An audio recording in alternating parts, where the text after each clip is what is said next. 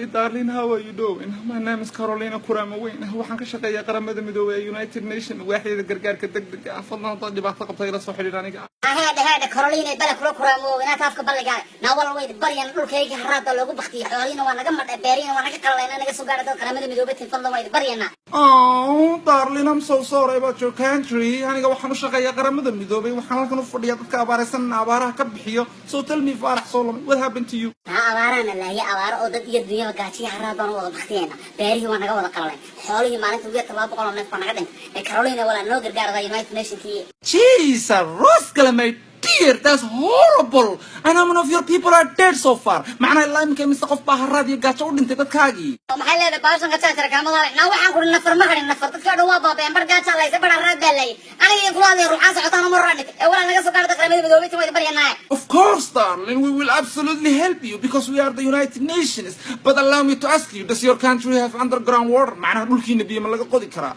waliba aad iyo aad wadankaygu uu leeyahay biyo dhulkoosiisa ka buuxo aad macaan la soo qodi karayo waliba caradiisa kaaga daran waa caradii bilaadan ku dhex taagan xataa sida geedka uu baxay. Well, that's a very good news, isn't it? Let me ask you again. Do you have the manpower? معنى rag xoog loo wax qodi karayo wadankiina ma laga helayaa?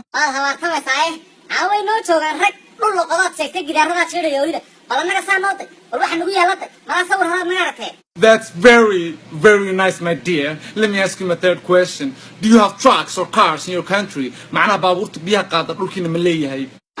haysanaa baabuur hoo gaadhay ximaarkii waa noo joogo shaambo xayraankii waa noo joogo waaraadkii waa noo cararayo 19kii waa noo joogo ilaa booyadihii. Well then, my dear, I think we are done here. adiga hadda waad baxaysaa reerkiina waad ka soo kaxaynaysaa rag ceelasha idiin qodaya baabuurtii biyaha laydinku qaadi lahaa. I will give each one of you $5. How is that? mahadsanid waa Carolina mahadsanid adigii hay'adda qaramada midoobay oo idin mahad celinayna maadaama dadkaygaadii badbaadinayso abaaraha naga dhulkiinayso biyo keenayso mahadsanidin. Hold your horses, darling, don't take the aniga bilaash kuma caawinayo saddex xujo ayaan wataa saddexda xujo haddii aad ka soo baxdo dadkaagana waan caawinaya biyana waa idin keenaya abaartuna waa idin ka saaraya. Carolina walaal nafar war baan ku wari wax kasta oo sheegto waa lagu qabanaya saddexda xujo maxay yihiin bariisha. Darling, saddexda xujo waxay kala yihiin kow in dadkaygu wadankaaga siday doonaan ugu noolaan karayaan gabdhihiina kolba mid ay doonaan usbaari karayaan raalli ma ka tahay. raalli baad sheegtay waliba waan ku faraxsanahay dadkaaga cadaankii kolada nagu dhex qasmayaan oo afrikaanka dhiigooda mar naga harayo. Good.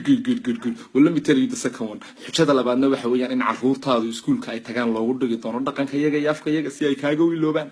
qushi ha loogu dhigo carruurtayada iskuulka ay tagaan dhaqankaaga iyo afkaaga wanaagsan kolada ay loobayaan qabyaaladii iyo dagaalkii maxaan ku diiday. Oh, don't you worry. I'm sure they will forget all qabyaaladan qarchachas. Well, here's the third one. xujada saddexaad waxa weeyaan in dadkaaga iyo dawladdaadu u hogaansanaadaan sharciga qaramada midoobay. waan ogolay waanan u hogaansanaanaynaa sharci kasta oo ay qaramada midoobay soo dejiso. Well then, darling, I think we have a deal. Sidaasaan isku ognahay gacantaydib. Thank you very much, Carolina. aad iyo aad baad mahadsan tahay qaramada midoobayna ubax iyo caleemo ayaan kusoo dhaweynaa mar walba.